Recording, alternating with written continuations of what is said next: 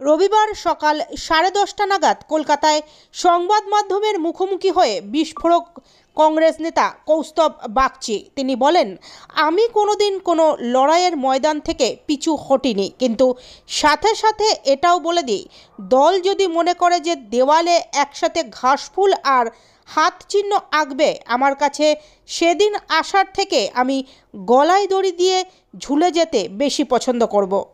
ভাবুন যে মাথা ভাঙায় পড়ছে, কোচবিহারে পড়ছে, মালদায় পড়ছে, দিনাজপুরে পড়ছে, আবার কলকাতায় পড়ছে, ব্যারাকপুরে পড়ছে, এতগুলো জায়গায় তো আমার তো অমনি প্রেজেন্টের সব জায়গায় তো নিজের গিয়ে মারা সম্ভব না। তো এটা বড় অংশের মানুষ তার প্রতি সমর্থন জানাচ্ছে বলেই তো পড়ছে। না, আমি এখনো অবধি তো কখনো বলিনি যে আমি দল ছাড়ছি। আমি দলের মধ্যে যেইভাবে আমি যেই বিষয়গুলো নিয়ে কথা বলেছি, বাস্তব চিত্রটা আমি দলের কাছে তুলে ধরেছি।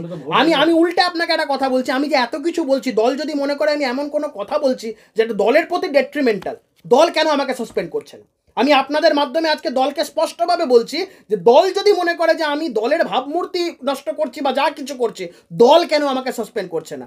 আমি উত্তরটা আপনাদের দিচ্ছি। সেটা হচ্ছে, দলের নেতারাও জানে যে প্রত্যেকটা কথা আমি বলছি সেই কথাগুলোকে নস্যাৎ করা যায় না। আজকে আমাকে সাসপেন্ড করলে বাংলার কংগ্রেস নেতাদের বাংলার মানুষের কাছে জবাব দিতে হবে। আমি যে কথাগুলো বলছি সেই কথাগুলোর মধ্যে যদি একটা ইললজিক্যাল কিছু থাকে, আমি যে কথা যেগুলো বলছি সেই কথার মধ্যে যদি একটা কোনো রকম অন্যরকম অভিসন্ধি থেকে থাকে, আমাকে কেউ প্রমাণ করে দিক, লজিক দিয়ে বুঝিয়ে দিক, আমি রাজনীতি থেকে স্বেচ্ছা অবসর নিতে রাজি আছি। আপনারা যখন আমাকে প্রশ্ন করেন আপনি দল ছাড়ছেন কিনা, আমি আপনাদের পাল্টা প্রশ্ন করে বলছি, দল যদি মনে করে যে আমি দলের এমন কোনো কাজ করছি যেটা দলের কাছে ডেট্রিমেন্টাল, দল আমাকে কেন সাসপেন্ড করছে না? দলের একটা বড় অংশের সমর্থন আমার প্রতি আছে, ইনফ্যাক্ট নেতাদেরও আছে। তারা স্পষ্টভাবে প্রকাশ্যে বলতে পারছে না, কিন্তু তারা জানে এই যে কথাগুলো বলছে কথাগুলো ভুল বলছে। আমাকে সাসপেন্ড করছে কোথায়? দল যদি মনে করে যে আমাকে রেখে দলের ভাবমূর্তি নষ্ট হচ্ছে, দল তো আমাকে সাসপেন্ড করতেই পারে। আমি এআইসিসি মেম্বারও নেই, আমি প্রদেশ কংগ্রেস সদস্য।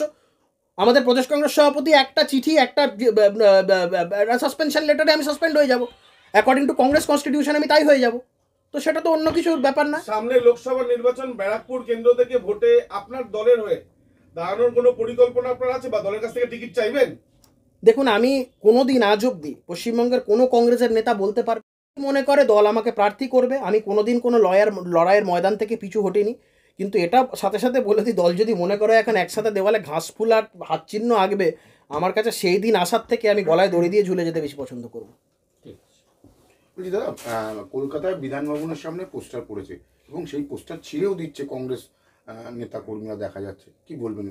যাদের মনে হচ্ছে ছিঁড়েছে, যারা মেরেছে, যারা ছিঁড়ছে, এই নিয়ে আবার কি ফালতু বলার আছে? যে যা পারছে করছে। পোস্টার পড়েছে একটা চিন্তাভাবনা, একটা থট প্রসেসকে সমর্থন করে।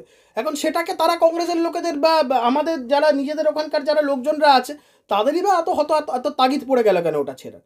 ওই আমার কথাটা তো নস্যাৎ তারা করতেও পারছে না, পাল্টা তো কিছু আমি বিবৃতিও সেইভাবে দেখতে পাচ্ছি না যে আমি ভুল করছি বা ঠিক করছি, কিছুই বলা যাচ্ছে না। তো আলটিমেটলি ছেঁড়ার পেছনে যদি মনে হয় তারা ছিঁড়ে শান্তিভাবে ছিঁড়ুক।